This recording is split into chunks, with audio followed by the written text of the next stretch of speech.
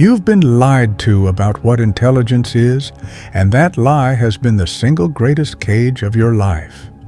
The world you inhabit has been measured by a false standard. It told you intelligence was a test score, a degree, a title.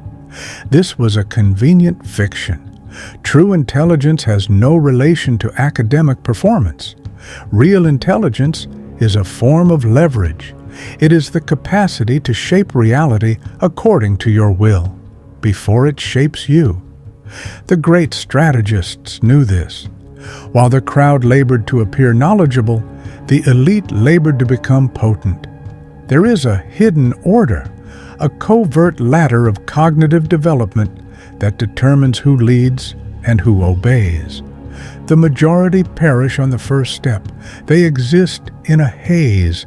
They believe they are choosing, but they are merely reciting a script authored by another. Then there are those who ascend. 7 distinct tiers of cognitive function exist, 7 phases of genuine awakening. Today, we pull back the curtain of delusion.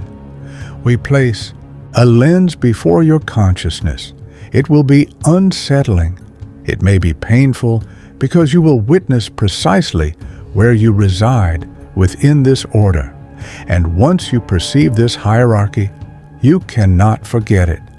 The people surrounding you will transform in your sight. You will see the invisible threads. You will perceive the emptiness behind their eyes. The sole question is this: do you possess the courage to look? Look at your surroundings. Truly observe. What is visible? You see the dormant. This is the first tier. The dormant individual is not necessarily ignorant. They could be a surgeon, an engineer, a professor. Yet in practice, they are unconscious. Cognition at this stage is entirely reactive. The dormant person does not initiate, they are initiated upon.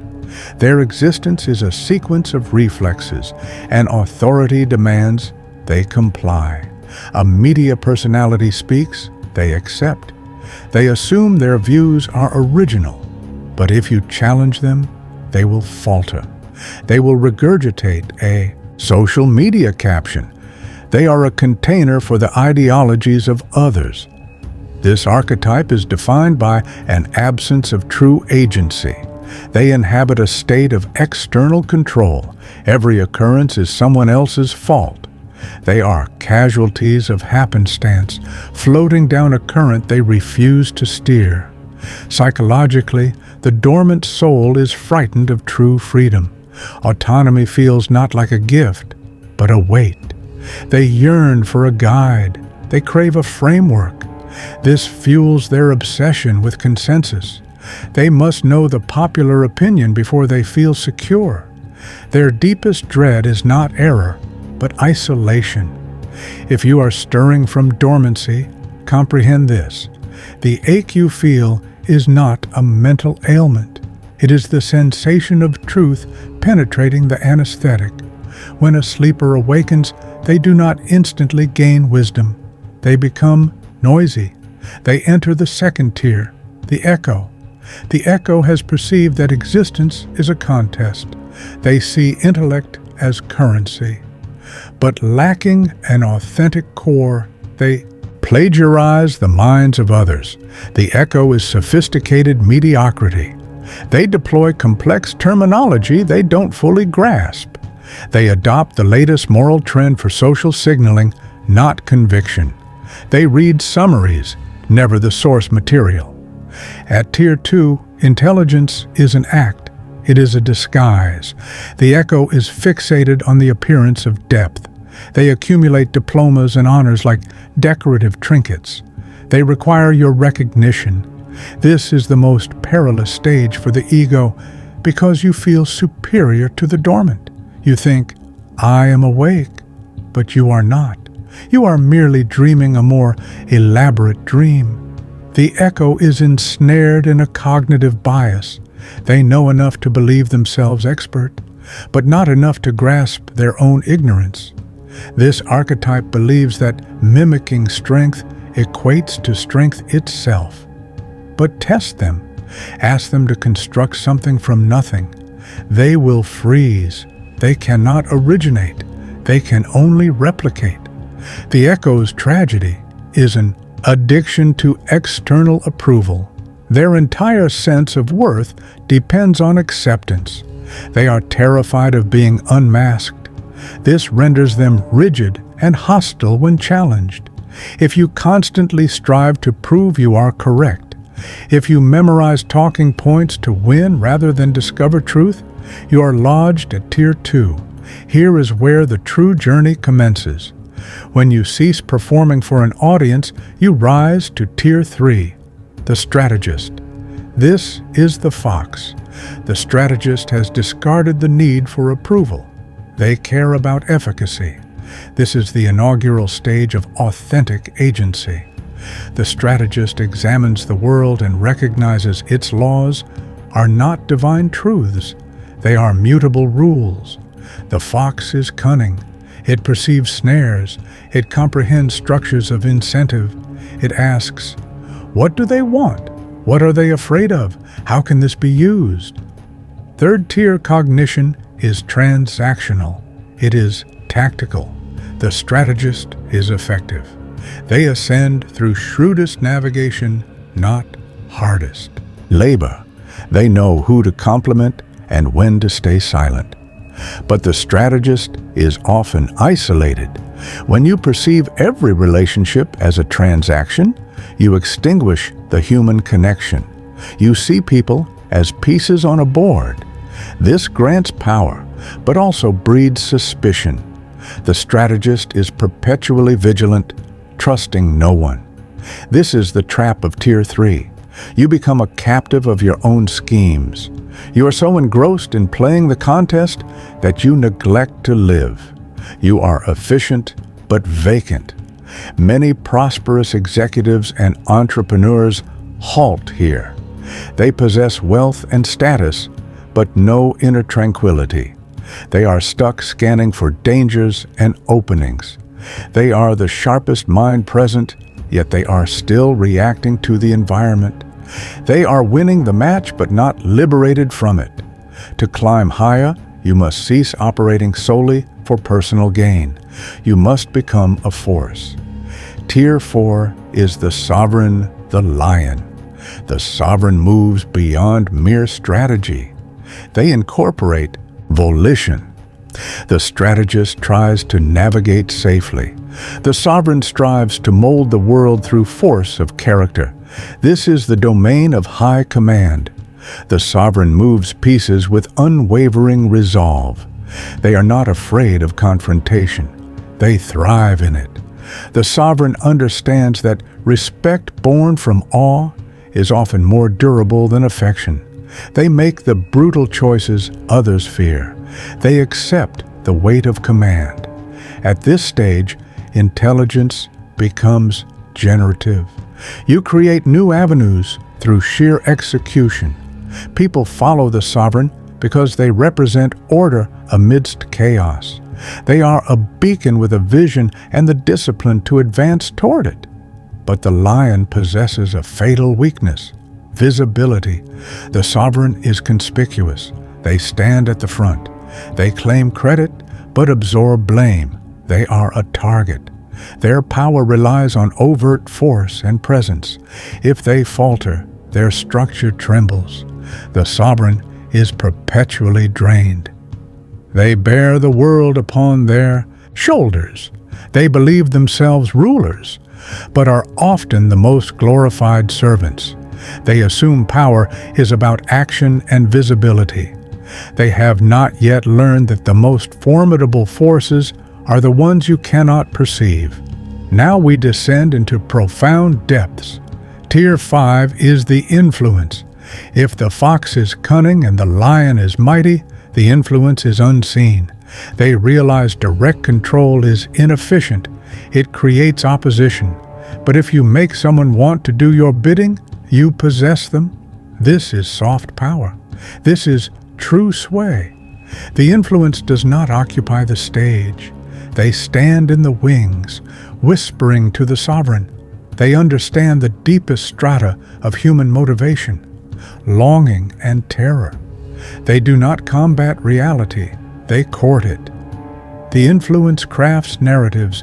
They design scenarios where an outcome is inevitable, yet everyone feels they chose freely. They are masters of strategic distance. They function through proxies, employing the dormant, the echoes, the strategists, even the sovereigns as instruments. They are a shapeshifter with no fixed self. None realize they are being guided. But Tier 5 extracts a terrible cost: disconnection. When you spend your existence wearing personas, you forget your original face. When you view every human exchange as a maneuver, you lose the capacity for true bond. The influence is potent, but a specter. They walk among humanity, but are not part of it. They regard mankind with cool detachment. They can predict and direct them, but cannot join them. This is the solitary peak of manipulation. Most stop here, believing it is the summit. But they are mistaken. The influence is still playing the game, still reacting to the board. The genuine master does not play the game. They build the casino. This is Tier 6, the architect. The architect does not manipulate individuals. They design ecosystems. They understand that human conduct is a product of environment. If you wish people to move a certain way, you build a corridor. The architect builds the corridor. They create the frameworks, systems, and codes that everyone else scrambles within. While the fox steals a grape and the lion battles for the cluster, the architect owns the vineyard. This is systemic intelligence, the ability to think in second, third, and fourth order effects. The architect thinks in decades and centuries. They are detached from individual skirmishes because they have determined the war's trajectory. They are a force of nature, gazing upon chaos and discerning patterns. They see the source code and rewrite it. To reach Tier 6, you must relinquish hunger for personal acclaim. You must become enamored with structure itself. You must become a scholar of civilization. The architect is rare, perhaps 1 in 10 million. They are the names that endure, not the generals, but the designers of the systems that made the wars inevitable. But even the architect is not the final tier. They remain attached to their creation. They still care if their system endures. Their ego is projected into their work. There exists one tier higher. The ultimate tier is not about addition, but reduction. It is the emptiness. At Tier 7, you cease being the participant or the designer. You become the silent substrate. This is total internal sovereignty. The emptiness has mastered complete detachment. They own nothing, yet hold potential over everything. They feel no fear because they hold no attachment. You cannot menace, corrupt, or sway them. They observe the struggles of all other tiers as an intricate performance, a cosmic jest. This is not despair. This is transcendence. The emptiness operates with flawless clarity, unclouded by want. They do precisely what is required. They are like a fundamental element, impossible to grasp or destroy. In this state, you encounter ultimate freedom, liberation from the need to be somebody. And paradoxically, here lies absolute power, because the being who needs nothing commands all potential. Now the lens is before you. Where do you stand? Be brutally honest. The falsehood you tell yourself is your costliest purchase. Are you dormant, drifting, awaiting permission? Are you an echo chasing applause? Are you a strategist, trapped in calculation, alone? Are you a sovereign, exhausted, a target? Are you an influence, forfeiting your soul to masks? Are you an architect, fixated on legacy, or approaching the emptiness? Most fluctuate between Tier 2 and 3, aware of the contest, but still seeking validation or mired in transaction. Recognition is the first step. The common world is engineered to keep you low. Conventional education produces the dormant. The corporate structure keeps you a strategist. The system does not want architects, and it is terrified of the emptiness. If you wish to climb, you must move against your conditioning. You must eliminate the part that craves to be liked and safe. Intelligence is not about being agreeable or correct. It is about being effectual. It is about perceiving the code. You ascend by discarding illusions. To move from dormant to echo, awaken to the utility of knowledge. To move from echo to strategist, stop caring about opinions and care about results. To move from strategist to sovereign, cultivate courage and assume command. To move from sovereign to influence, learn subtlety and profound psychology. To move from influence to architect, learn systems thinking and patience. To move from architect to emptiness, release everything. It is a long, dark path. The majority turn back for the warmth of the herd, but the view from the mountain is different. You see that all the anxiety, the drama, the noise, it was merely a game you no longer need to play. You can simply witness. And in that witnessing, you discover the only possession of consequence, absolute authority over your own being. But the hardest barrier is between the fox and the lion. It requires a fracture in your moral programming. It requires the willingness to do what society deems unforgivable. I cannot detail it here. This is only the surface. Deeper truths exist behind a barrier. If you're still here, you're not like the others. If this resonated, like this video and subscribe to the channel. The Symbolic Life. If you seek what is concealed, you must seek the space where such dialogues are possible. Most will not. That is precisely the point.